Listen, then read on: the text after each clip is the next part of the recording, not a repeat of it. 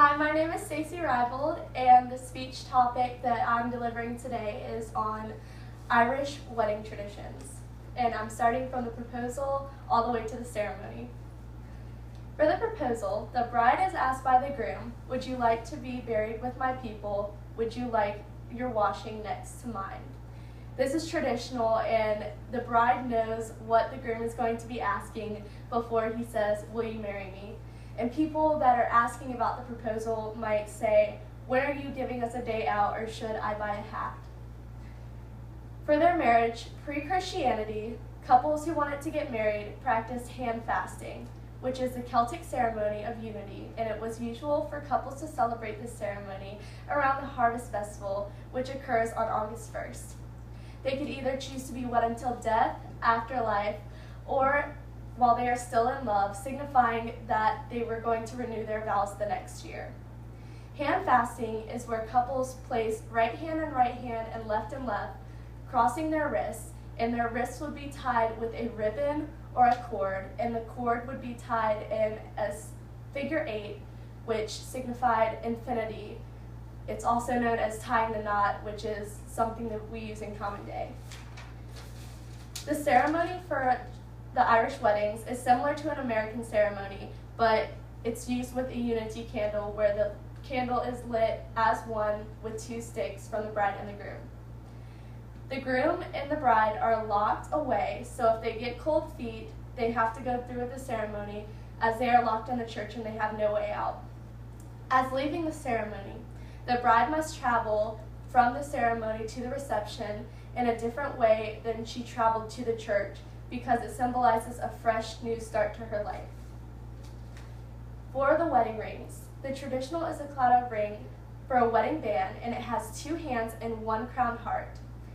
If you are married, the tips of the crown are facing out, and if you are single, then the tips of the crown are facing towards your wrists, and that symbolizes that you are approachable.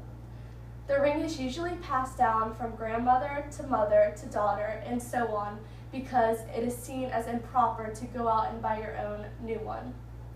The first thing that the bride does on her wedding day is look out her window.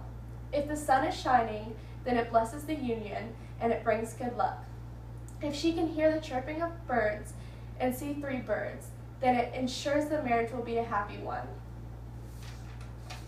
For the bride, there's many traditional practices that she must go through, and most of those practices are very different from American ones, and a lot of them signify good luck.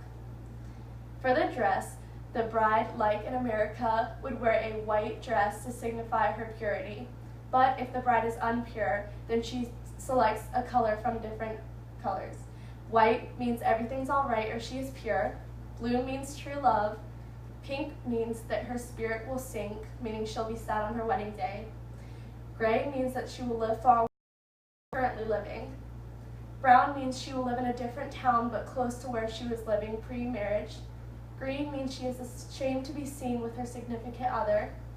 Yellow means she's ashamed of her fellow, which she's ashamed of the man she's marrying. Black means she wishes she were back to being single. Red means she wishes she would rather be dead than to be married. Tan means that her husband will be a loved man. Pearl means she'll live in a whirl, which means that she will have a lot of adventures in her life being married. Items that are traditional to have with her on her wedding day is something blue, which is usually a garter placed on the top of the leg, which is removed by her groom at the reception with his teeth, and it's a source of entertainment, but the garter is thrown over the groom's shoulder, and the next to catch the garter, which is a male, is the next to be married. She also has something new, something borrowed, and an old Irish penny in her shoe, but that tradition of the old Irish penny has been weeded out throughout the generations. The veil or the headdress is usually worn in an American traditional wedding, and it's usually a white or pearl color, whereas in Ireland, the bride usually wears a garland of wild flowers that are typically lavender colored, and they are to be worn in her hair, but a veil or headdress is seen as very unlucky to the bride. At the wedding, as they are leaving, the happy couple will be congratulated by the guests, but the first person to offer their congratulations to the bride must be a man, specifically a male from the groom's family, and he will be the first to congratulate the bride and welcome her, because if a woman is seen congratulating the bride first, then it is seen as unlucky and that she may want a divorce to occur. At the reception, everyone is giving champagne or sparkling wine to raise a toast. An example of a good luck toast is to wish the couple work, money, happiness, friendship, blessing, or a good marriage. When the groom carries the bride to the reception, which is a tradition, they go to their first dance. He must do so carrying her that one of her feet will not leave the ground, as this means she would be carried away by fairies or maybe by another man. Their cake would be traditionally two-tiered, and the first tier would be a fruit cake.